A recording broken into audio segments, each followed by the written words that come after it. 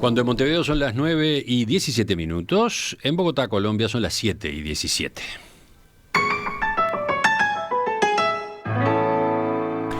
En Colombia, el presidente electo Gustavo Petro avanza en la conformación de su gobierno cuando falta un mes para su asunción prevista para el 7 de agosto.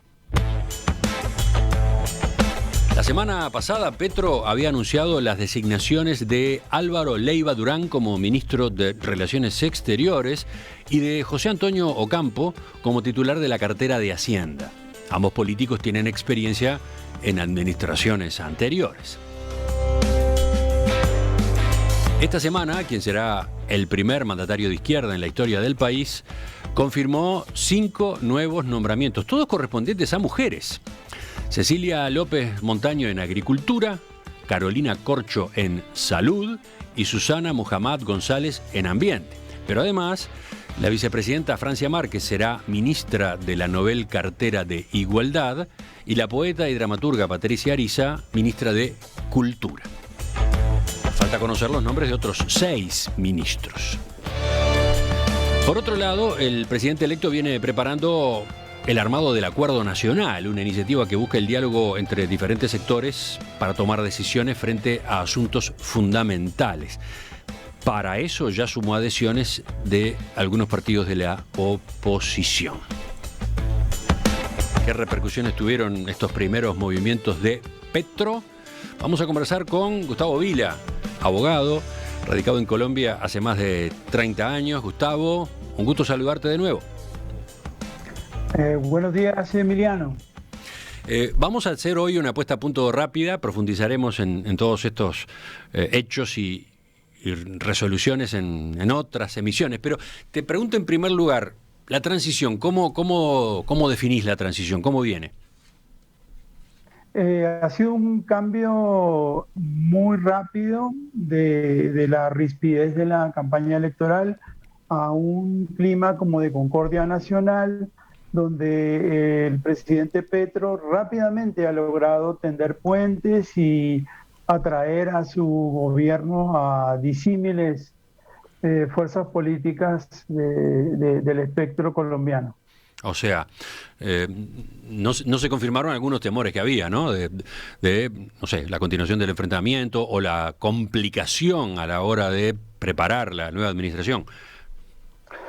Hay que señalar que se produjo una reunión insólita, que fue la de Petro con Uribe. Esa reunión duró como unas 3 horas, de las cuales participaron distintos integrantes de ambas formaciones políticas, pero lo más importante ocurrió en una reunión privada de ellos dos, que duró media hora, donde acordaron que iban a tener línea directa de comunicación durante los 4 años de gobierno de Petro. Ese encuentro es muy significativo. ¿Podrías dar una pincelada de cómo había sido la relación entre Petro y Uribe? Bueno, desde el punto de vista de Petro fue muy discreto y de alguna manera le dio la oportunidad a Uribe de lucirse, muy republicano. Luego de la reunión, él dio una conferencia desde la sede del Centro Democrático con todos los logotipos de su partido y dando una visión muy positiva, diciendo que bueno, que él iba como siempre a perseverar en sus objetivos de seguridad, de respeto a la empresa privada y bueno, y de respeto, digamos, al modelo económico que Colombia ha manejado en los últimos años. ¿Pero tenían diálogo últimamente? No, y todo lo contrario, incluso hubo debates durísimos dentro del Parlamento, donde algunos senadores del Centro Democrático prácticamente querían como expulsar del Senado a Petro. Por eso decía, ¿no? Realmente ese encuentro y el resultado que dejó es particularmente relevante. Pero sigamos, yo mencionaba designaciones, mencionaba algunos de los nombramientos que Petro ha adelantado para su gabinete. Por ejemplo, el ministro de Economía, ¿qué se puede decir del nombre elegido? José Antonio Campo es el colombiano más brillante en el mundo de la economía, por decir algo. Además de haber escrito 30 libros, uno lo escribió con Joseph Stiglitz, el premio Nobel de Economía muy conocido. Actualmente era profesor en la Universidad de Columbia en Nueva York y recibió una licencia por 18 meses, que se suponemos que si todo va bien, la extenderá, pero haberlo sacado del mundo académico a un personaje que además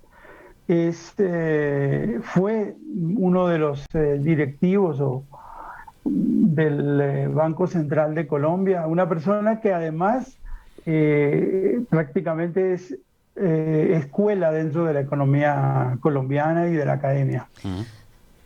¿Cómo cayó? ¿Qué repercusiones tuvo ese nombramiento? De la mejor forma, los mercados están súper cómodos. En el día de ayer justamente escuchamos una tertulia de economistas y hablando de la posible recesión mundial y los refugios que van a tomar los capitales en una circunstancia de ese tipo, hablaban de las inversiones en mercados emergentes y casi todos defendían la posición de Colombia como un posible refugio para los capitales internacionales porque veían que el país iba a avanzar y progresar en ese escenario, dado que el ministro les daba 100% de garantías. De los otros nombres de ministros o ministras, ¿qué te parece importante resaltar en este momento? A Cecilia López. Cecilia López es una pieza clave en el Ministerio de Agricultura. Ayer incluso la Sociedad de Agricultores de Colombia le envió un mensaje muy, muy optimista porque saben que es una persona que conoce mucho el Estado, conoce mucho Colombia. Ella fue presidente de lo que equivaldría a la OPP de Colombia, además de haber sido ministra, y es una garantía total. Digamos que este gobierno va como encontrando sus pilares de confianza para despertar el mayor consenso posible. Bueno, sigamos. Acuerdos con otros partidos. ¿Qué está pasando en esa materia? Bueno, lo que conversábamos hace algunos días se está dando incluso más. El Partido Liberal institucionalmente hizo un gran acuerdo que le da sobre todo mayoría también, no solo en el Senado, sino en la Cámara Baja. El partido de la U declaró que entonces, no va a ser... remarco eso. Habría que recordar para entender la importancia de ese entendimiento, cómo salió Petro de las elecciones en cuanto a bancada parlamentaria propia. Sí, él salió con una bancada propia de 20 senadores y quizás un poquito menos diputados en la Cámara Baja o representantes. Y el Partido Liberal es realmente la fuerza más poderosa de la Cámara Baja y tiene una decena larga de senadores y, en fin, con el Partido Verde, con el Partido Liberal, el partido de la U se declara en no oposición, está en negociaciones con el Partido Cambio Radical. Y quizás lo más notable... Pero entonces, en cuanto a gobernabilidad, en cuanto a posibilidad de mayorías en el Parlamento, ¿qué decías entonces que se ha configurado ahora? Digamos, ya alcanzó, ya tiene esa mayoría, pero además el Partido Conservador, en una especie de revuelta contra sus autoridades, sacaron un comunicado los senadores electos, firmado por los senadores electos del Partido Conservador y los representantes electos del Partido Conservador, nombre por nombre, firma por firma, diciendo que ellos iban a apoyar en el Parlamento las propuestas legislativas del presidente Petro, lo que llevó al presidente del Partido Conservador colombiano a su renuncia inmediata, porque es una especie de revuelta contra, contra las autoridades del partido y en apoyo a Petro. Uh-huh. Por otro lado, yo señalaba en la introducción, está en gestación el armado del acuerdo nacional en esa materia. En ese otro punto, ¿qué novedades hubo? Bueno, el presidente Petro en este momento está en Europa. Él viajó a España, luego a Italia y a Francia para visitar a sus hijos y a los hijos de la esposa actual. Pero él ha estado muy activo, incluso con declaraciones en redes sociales. Digamos que al acuerdo nacional prácticamente el único partido que no va a ingresar va a ser el Centro Democrático, el partido de Álvaro Uribe.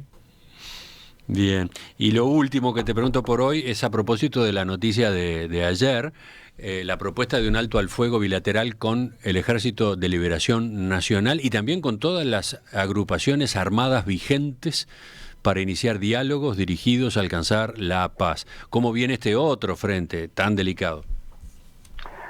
Yo pienso que eso es consecuencia de esa charla privada que él tuvo hace unos meses con el Papa Francisco, porque la que se muestra como una pieza clave de esas negociaciones que incluyen a las bandas criminales en Colombia más conocidas como BACRIM, o también disidencias de la FARC, etcétera, es la Iglesia Católica Colombiana. La Iglesia Católica es la pieza clave que está construyendo esas negociaciones preliminares para retomar los acuerdos, las discusiones de paz con el ELN en La Habana y las discusiones muy novedosas con esas bandas criminales. Uh-huh. ¿Qué implicaría si lograra ese entendimiento, si lograra esos acuerdos? Bueno, solo apuntar que es una propuesta novedosa en lo que tiene que ver con las bandas criminales. Incluso él propone rediscutir con Estados Unidos el acuerdo de extradición, porque él considera que puede ser más importante para Colombia que los grandes criminales que terminan siendo extraditados a Estados Unidos por narcotráfico, en realidad se comprometan a desarmar las organizaciones criminales que ellos han creado para el narcotráfico. Uh-huh. Gustavo, vamos a dejar por acá este repaso, este punteo, esta actualización de cómo va la transición en Colombia.